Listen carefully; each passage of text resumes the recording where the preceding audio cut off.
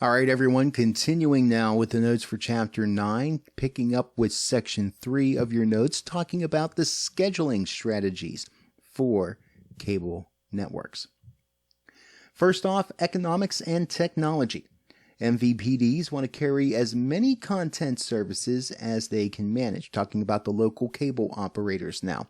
They want to be able to provide as much content as they can to subscribers. So they will expand HD subscriptions. They'll enhance video on demand.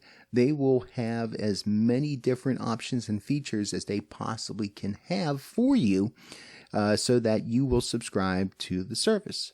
Although, again, keeping in mind all these things cost money to the cable operator. As far as advertising goes, agencies base their buying decisions on reach, frequency, selectivity, and efficiency. In other words, agencies want the biggest bang for their buck when they are spending money on advertising. So targeting specific audiences is a treat. It's something that really attracts the agencies. However, efficiency gets lost as smaller and smaller groups of viewers produce diminishing returns in selectivity. So it's weighing that balance of how much is a specific audience worth, but also considering how much smaller is that audience that they are getting, and how much, again, is that worth. Cable networks' license fees are usually structured as per subscriber per month charges to the cable operator. So if a cable operator has 1 million subscribers and the per subscriber per month model says you pay us $1 per subscriber per month, and they pay $1 million a month to that particular cable network for the right to carry that programming on their operation system. Many new cable channels pay one-time only launch fees and offer free carriage to appeal to potential cable operators. So if you're a new network, you may not necessarily have the pull to be able to demand that the cable operators pay you. So you instead, to try to build a following and to gain an audience, you either make your channel available for free or you offer a launch fee to the cable operator to carry your network. Feature films are licensed to premium channels in one of two ways, either per subscriber. The film distributor negotiates a fee per customer for a specific number of runs within a fixed period. Or they may charge a flat fee. It'd be a fixed rate being paid regardless of the number of subscribers. It can go either way, depending on the licensor and what it is they think their programming is worth. Signature programs, we hit on this a little bit in the last video. These are unique programs or a pattern of programs that distinguish a network from its competitors. A lack of program definition or an absence of signature programs have killed off several early cable services. So signature programs, again, would basically be a particular program that a network is especially known for. So in the case of USA Network, for a long time, it was the show Monk. That became a signature program for USA Network. And as more and more networks are coming up with their own original programming, they are trying to make those shows become signature programs for those particular networks. 5 main types of signature programs can include these on your screen here. First off, original movies or series. These are things that are specifically made for cable. Narrow-themed genre type programming, delivering one type of programming to a various audience.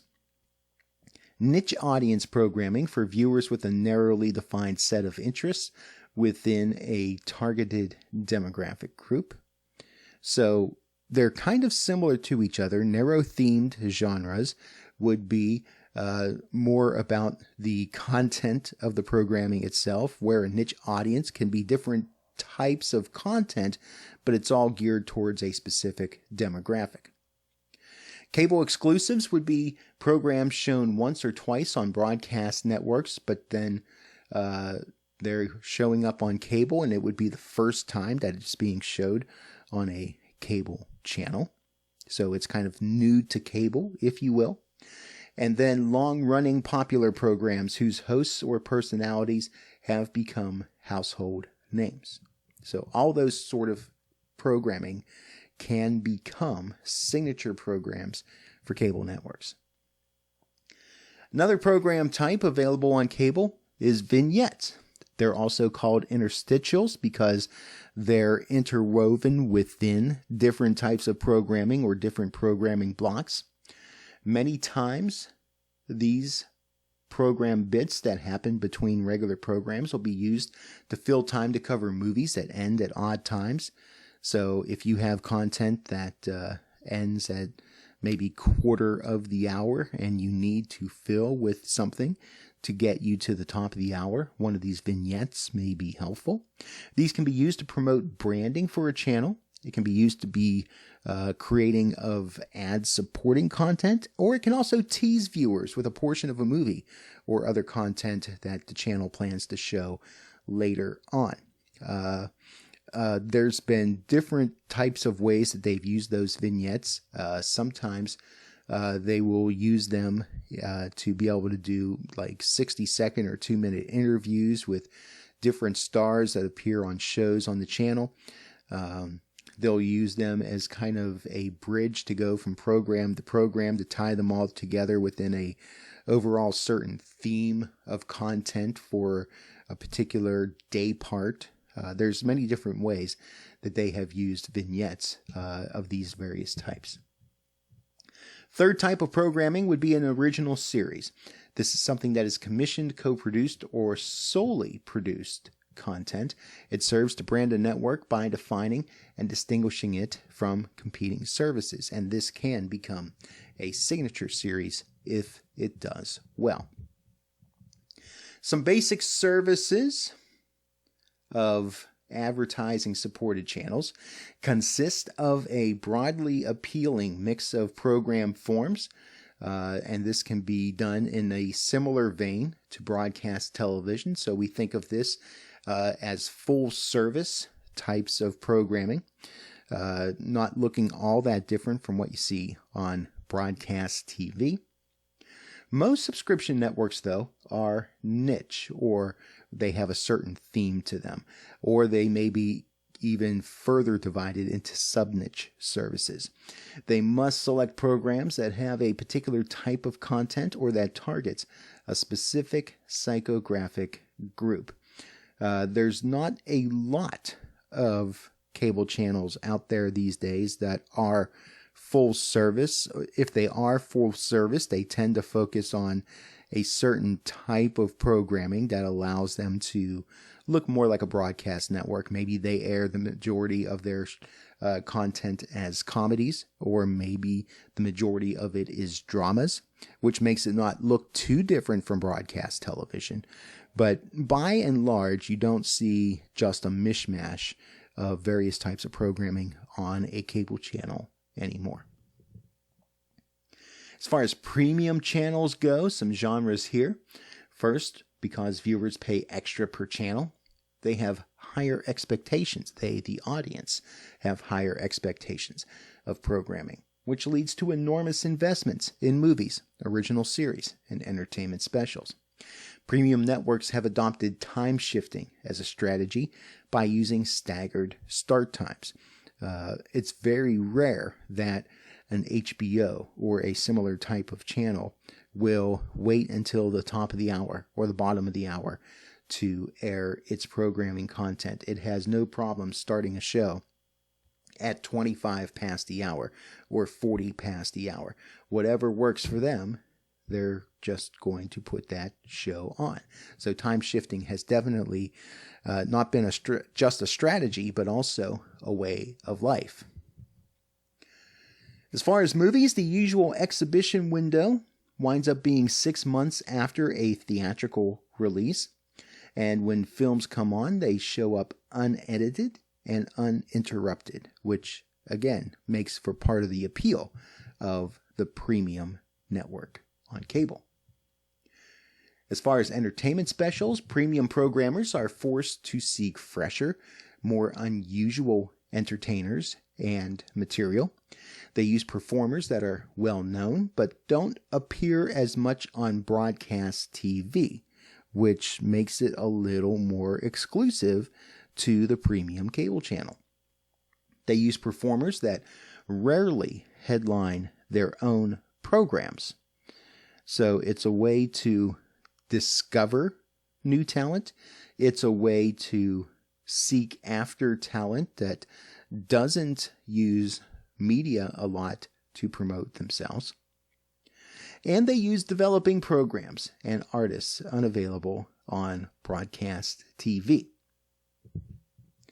As far as sports go, premium sports channels and pay-per-view offerings, plus major sporting events on HBO and Showtime kind of fill the gamut as far as the sporting world is concerned. So the movie channels that show sports, many times it is going to be these exclusive one-offs. That's how boxing and wrestling got to be so popular on those types of channels.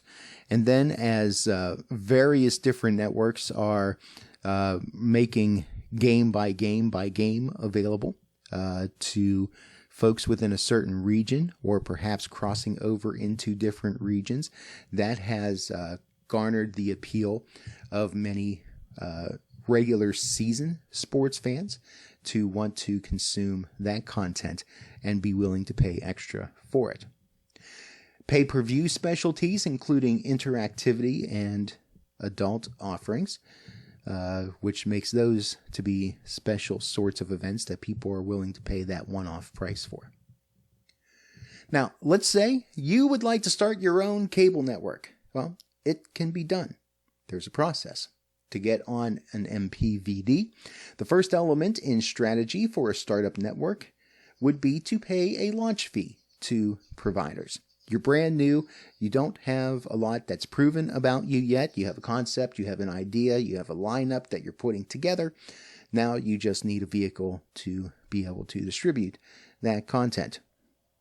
Cable operators doing their best to make a profit, so they're not necessarily ready to jump at the chance to bring a new channel on just because you have it available. A launch fee, to give them a little money to do so, could be the incentive that helps you to get on. A related approach allows large MSOs to become partners in the venture. There have been several different cable operators that have become part owners or part stakeholders in various channels that are out there. This happens to take place a lot with regional news networks and regional sports networks, for example. Another way to facilitate distribution of a new channel is to not charge cable systems for carriage for a few years. Instead of receiving those fees, they will forego them for a set period of time. Now, another thing to consider when starting a brand new network is that you do need time to grow and develop, so a few incubation strategies include a concept called sheltering. This would be providing program airtime on one network before going off on its own. A good example of this for the longest time was that BET Jazz was a special feature of BET before BET Jazz became its own channel. And every now and again, you'll still see BET Jazz showing up on the normal BET network to do some cross-promotion and things like that. Satellite services offer many more channels than do cable. And many times a new network will get its start on satellite and create a bit of a following there before traditional cable will look and take notice. There's also a concept called piggybacking, which is sharing a channel with another service. We still see some long-term piggybacking that goes on today, where Nick at Night shares a channel with Nickelodeon, and Adult Swim shares a channel with Cartoon Network. And there's other channel sharing services that are out there, not necessarily just to provide different types of content at different times, but it could be that a new cable channel is small enough that it can't cover 24 hours of programming. So they might pair up two different channels that can provide 12 hours of programming a day, and they would, even though they're separate entities, they would share a channel on your cable box. Limited distribution makes it difficult to cover operating costs. So when you're brand new and you only have a couple of outlets, well, it's going to impact the number of people that can view your content, which is going to impact what you might be able to do for advertising rates and that sort of thing, especially where you're paying cable operators to carry your channel or not charging them. That means money at the very least is not coming in, but even more so could mean that more money is going out. So it can be a challenge to make money. So in those first couple years, you've got to have a pretty good purse string, and you've got to build up that potential audience. 3 basic ingredients needed for a network to survive include a good programming idea, smart people behind the idea so that the idea truly does become more just a good idea, it becomes good, and then you need money, because money makes the world go round in the world of broadcast and cable entertainment. New services also need to be flexible when it comes to tiering, pricing, and packaging. So it's not all that often that a new service is just going to become an instantaneous success. It takes time, it takes investment, it takes patience, and it takes continually making good content available. Overcrowding in the cable subscription environment will inevitably have 2 outcomes. 1, cable operators will remove or displace to less desirable locations the older foundation services that have become stale in favor of new services. So you might not be in one of the first channels, which would be the channels that people would flip to first off, and you might wind up having to peck and hunt to get, because your channel's higher and higher and higher in the tier.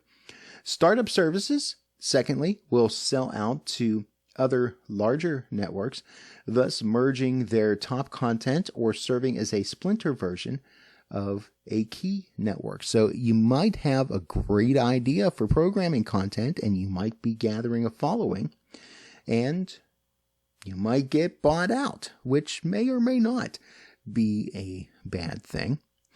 But there is that possibility of being acquired by one of the larger networks and distributors and being integrated into their fold. All right, let's talk about scheduling strategies now. Let's first look at it from the aspect of the basic cable channels. Various different strategies being used include marathons, where you have all day, all night, continuous program scheduling of the same series. It's not all that hard to be flipping through the cable dial and find a Law and Order marathon or an NCIS marathon or pick whatever show marathon.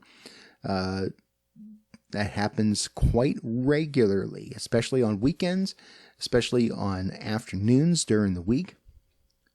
There's also what's called blocking. Blocking would be kind of a mini marathon where several hours of the same show will air in one evening. So you may have a 3-hour block of one particular program on a Monday night or a Tuesday night or what have you.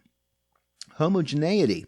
Cable executives generally emphasize the demographic or psychographic of viewers of a particular service. So if a network is reaching out to a specific segment of the population. If it's men, they're going to do everything to make sure that their promotion strategies, the way that they brand themselves is all going to appeal to men. Same thing for women and folks with various tastes. Everything about the Food Network is going to be in one way or another related to food as far as the programming and the promotional content. So they will try to stick with the line of making sure everything is related as far as the channel is concerned. Zoning, dividing and interconnect into tiny geographic areas to deliver localized advertising. This happens on the cable operator level, where you will find that one channel may have a certain ad being played in one part of the country and another ad in another part of the country. Road blocking would be airing the same commercial on several cable networks at the same time. This can also incorporate broadcast television, by the way. So you can say, I want a certain ad to air in a market at this particular time, and try to make it so that no matter where an audience turns on whatever channel, they are going to see your ad being played. As far as premium channel scheduling strategies go, most pay services will offer a range of anywhere from 20 to 100 movies per month. Some are first run and new to the schedule. These would be the premieres, the new content that's being made available. Some will be repeated from the preceding month. So these are carryovers that are doing well, and they're going to continue to run that programming content. And some are put on the shelf and then get put back on. They return from times that they aired earlier. These would be what they call encores. In the course of a month, movies are typically scheduled from 3 to 8 times on different days and at various hours.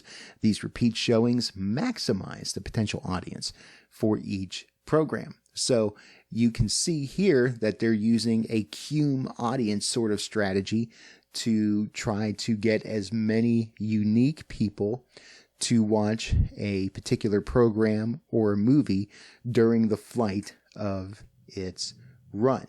But it's not necessarily that they're striping it or making it available at regular intervals.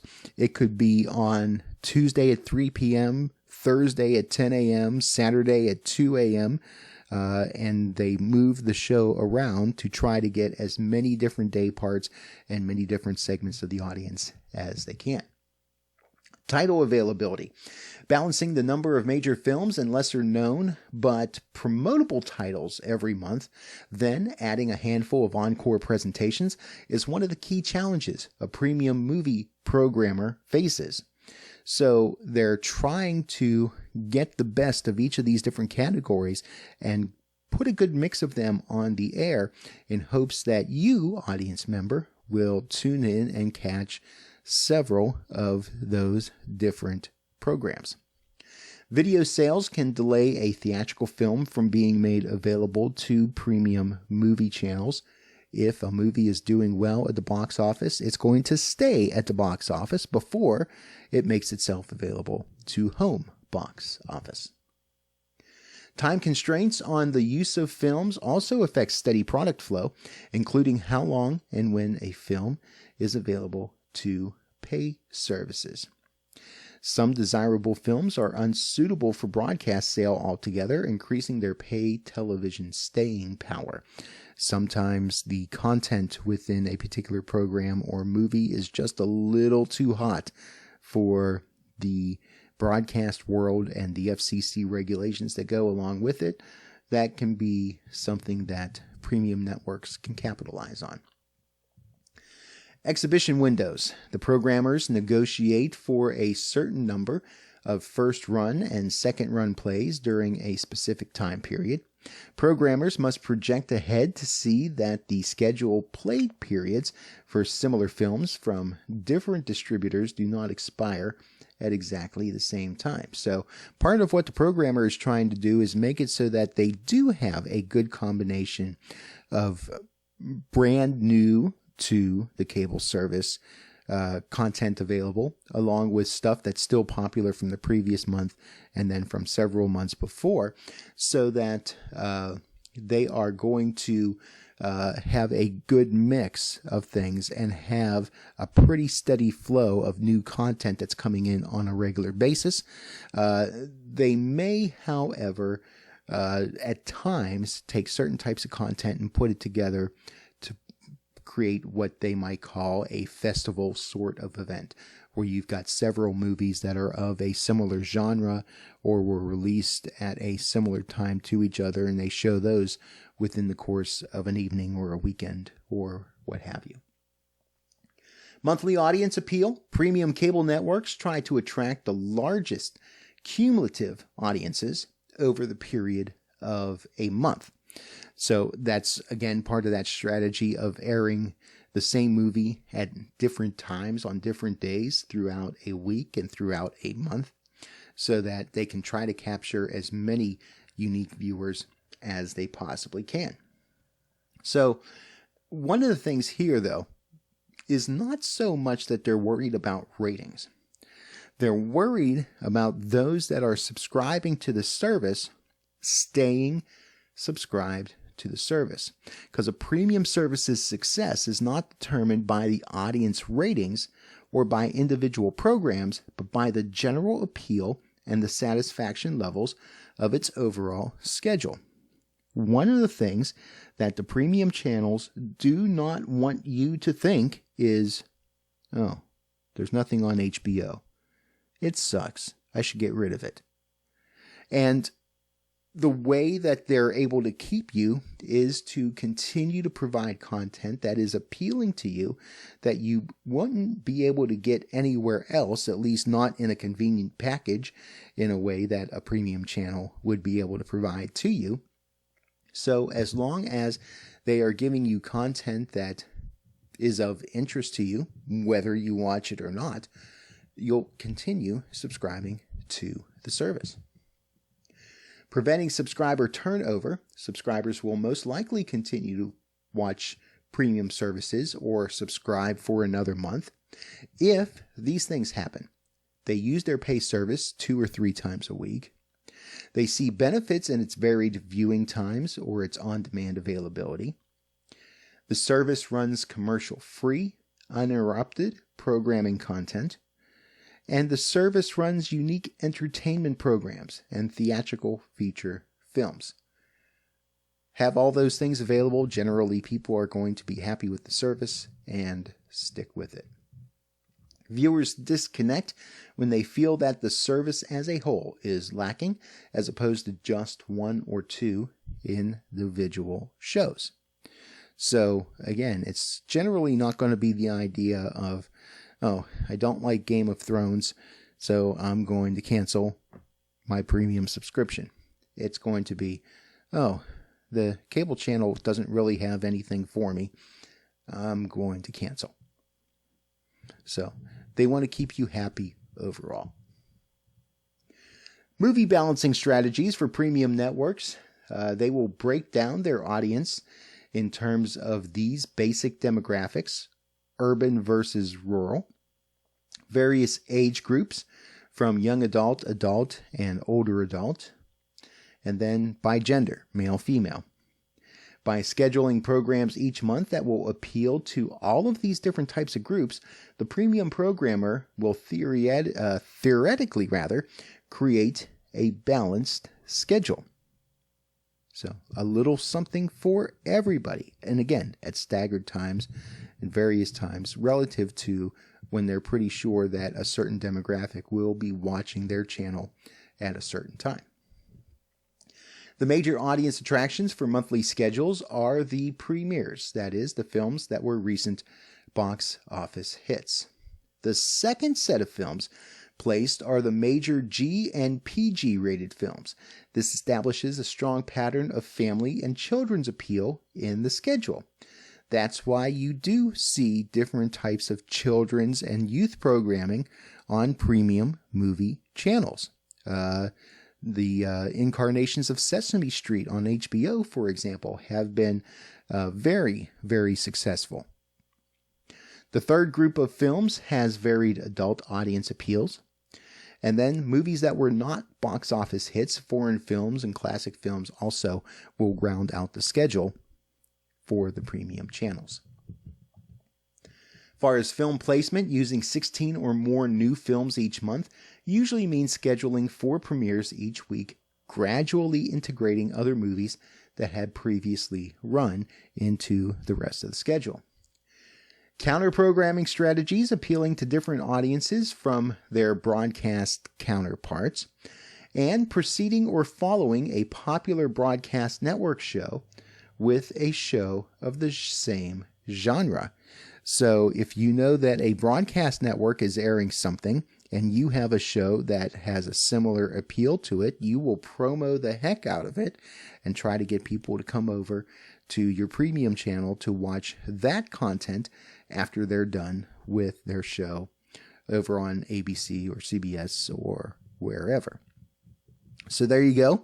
Another good place for us to take a break. We'll finish up the chapter when we hop over to part C of chapter 9.